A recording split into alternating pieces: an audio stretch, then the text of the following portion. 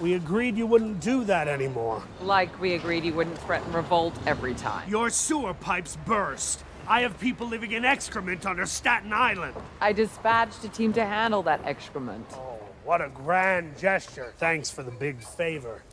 I could give the word and they would rise up. And Johnny could fly through your tunnels and burn everyone alive. And I could put a force field inside your brain and give you an aneurysm, but we're not gonna do that because we're not.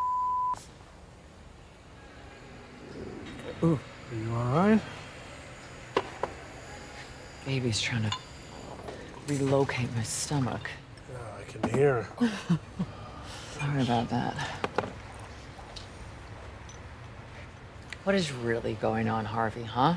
I got people working around the clock on those sewers. Not my people. I see. Okay, so how about you get me a list of your best workers and I will run the names over to planning myself. Okay. Deal? Deal. Yeah. Oh, well, damn. How do you say, oh, f***ing Marvel Land? Oh, damn baboon! Welcome back, everyone. It's Charlie. Marvel just released a bunch of deleted scenes and alternate endings from the Fantastic Four movie, so we'll break them all down. There's a whole bunch of Easter eggs here. So if you're brand new to the channel, be sure to subscribe to get all the videos. Also, give a couple copies of the DVD away since that's going on sale. That's why they released all these.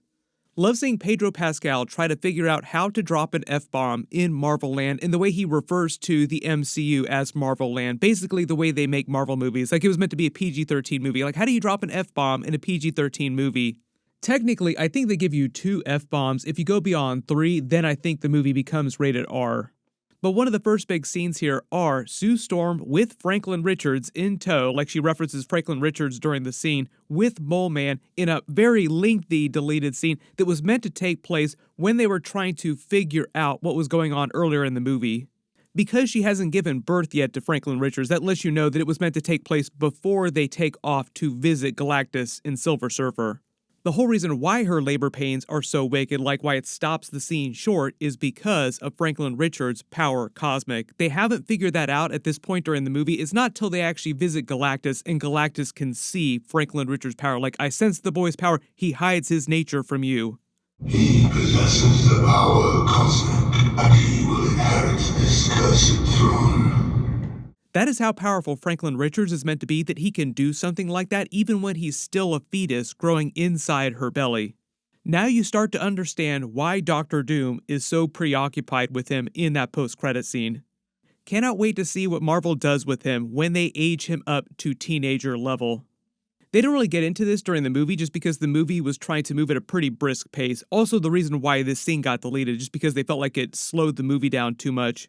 All the people here in the background working in the caves, their minds are meant to be the MCU version of the Moloids, also called the Mole People, who are created by the Deviants from the Inhumans lore. So yes, the Inhumans are very connected to the Fantastic Four in the comics, especially when they started originally.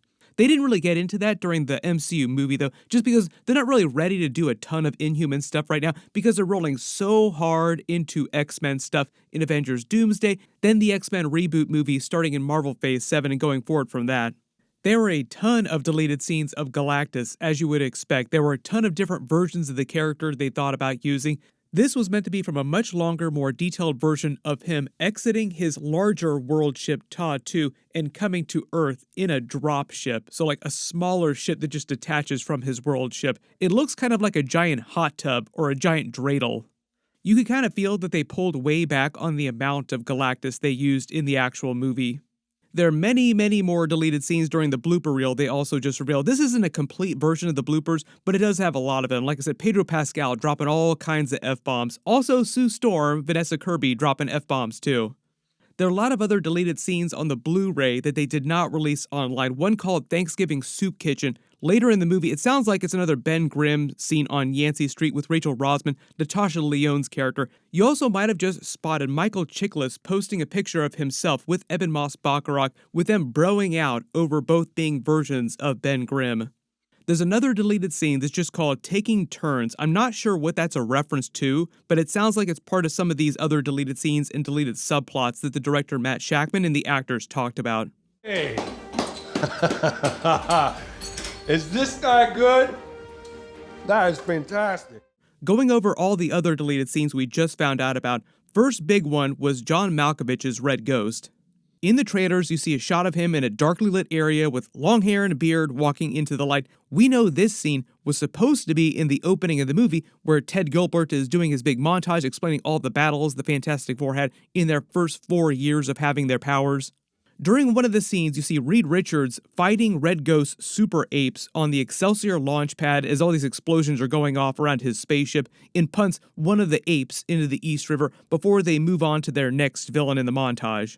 This scene was supposed to go on for much longer, and John Malkovich was going to be walking out onto the platform with the Excelsior ship here, fighting Reed Richards directly. And the reason why his super apes and he were at the Excelsior ship in the first place was that Red Ghost was trying to steal the spaceship and use it to travel to the moon. There is a moment in the post-credits scene where they fight Red Ghost in the animated show on their world. That was meant to pay off the earlier fights at the beginning of the movie and the middle of the movie when he shows up again, like comedy comes in threes. All of the villains that they fight on that animated show in the post-credit scene are ones that they would have shown fighting earlier in the movie, in the opening scene montage, or that get mentioned later in the movie. Like Reed Richards says, he tracked 47 different evil organizations and then mentions a bunch of comic book villains. All of those show up in that animated show at the end. There would have actually been moments in the movie where you see them on screen in their costumes, like live-action versions of the characters, to help set up that post-credit scene. Most of those scenes were also cut for the same reason John Malkovich's scenes were cut from the opening montage. They just wanted that to go way, way faster. Next big scene, also during that opening montage, there were way more scenes of them in their original black and blue suits from the comics, more based on Jack Kirby's original designs. During the movie, you see them wearing their original blue and black suits during the montage when they're cycling through all their big villains in their first 4 years with their powers. Presumably, we would have just gotten more footage of them in the fights in these blue and black suits during this part of the movie. Then you can tell the original version of this opening montage actually went on for way, way longer. So we're still during the Ted Gilbert show in this montage when he's narrating their backstory. He's finishing the montage now, though, introducing them to the audience who's cheering for them. During the trailers, you can actually see the curtain pull back, reveal them on the stage with all the arrows pointing at them. Then they get the alert on their watches and run out of the building to the Fantastic Car and take off to fight another villain at the very beginning of the movie. There's a scene at the very end of the movie that's just like this, where they have Franklin with them. You can tell, though, from the trailers that these are totally different scenes, because the one they do at the end of the movie, they have Franklin Richards with them, and they run through the hallway, and they're totally different characters in different types of costumes standing around watching them run past. 2, 1.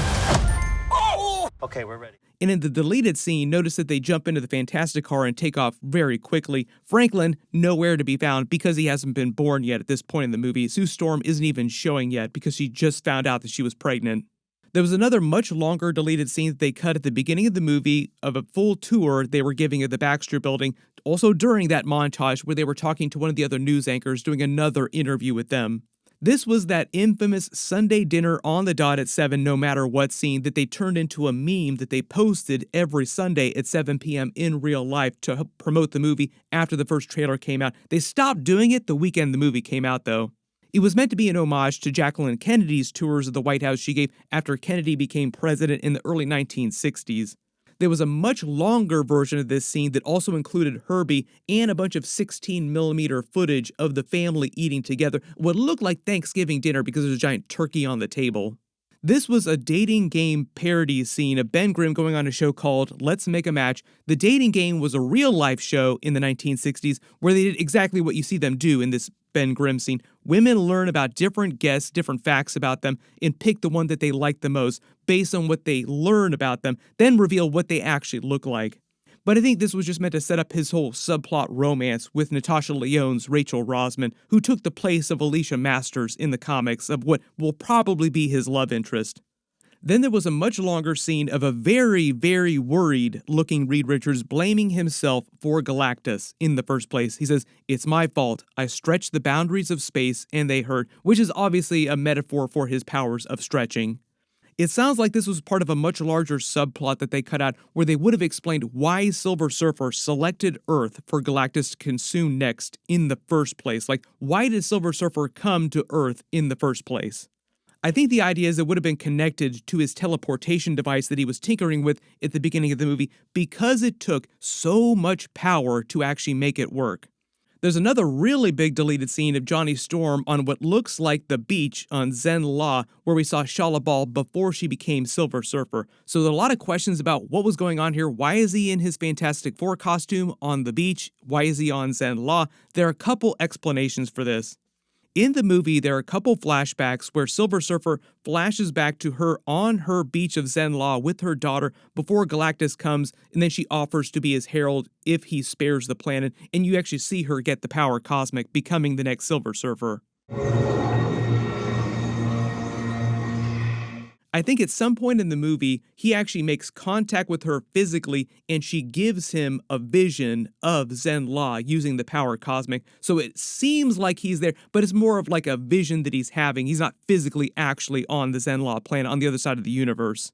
Then there was a totally different ending to the movie. In the mid-credit scene that we saw in the theater, we see Robert Downey Jr.'s Dr. Doom coming to admittedly steal Franklin Richards as a toddler. Seems like he's going to yoink him and use him for Avengers Doomsday. Originally, there was supposed to be a totally different mid-credit scene that was supposed to feature Chris Evans playing a Nomad version of the character, like totally different universe version, not from the MCU, warning the characters about Dr. Doom. Clearly meant to be another big Avengers Doomsday teaser, but it would have been a different group of characters in the actual scene. Like in the theatrical version, it was just Sue Storm, Franklin Richards, Herbie, and Dr. Doom. The rest of the Fantastic Four would have been in this Chris Evans scene hearing his warning. The Russos filmed the Dr. Doom scene on the set of Avengers Doomsday. Part of that movie, Kevin Feige revealed, will take place in the 828 universe inside the Baxter Building with like Avengers characters from the MCU inside the 828 Baxter Building. So the Russos sound like they were actually trying to pick between a couple different options for what the post-credit scene was going to be. They would have filmed the Chris Evans version too. But if there's any other deleted scenes or things that got cut out of the movie that you think that you spotted in the trailers that didn't show up in the theatrical cut, just write them below in the comments. I'm sure they'll reveal more deleted scenes in the next couple of weeks. There's always stuff that you find out about years and years later. What it seems like Marvel is doing with Franklin Richards is they're slowly aging him up, using Avengers Doomsday and Secret Wars as an excuse so that by the time we get to that new X-Men movie, he's around the same age as those younger X-Men characters, like teenage level.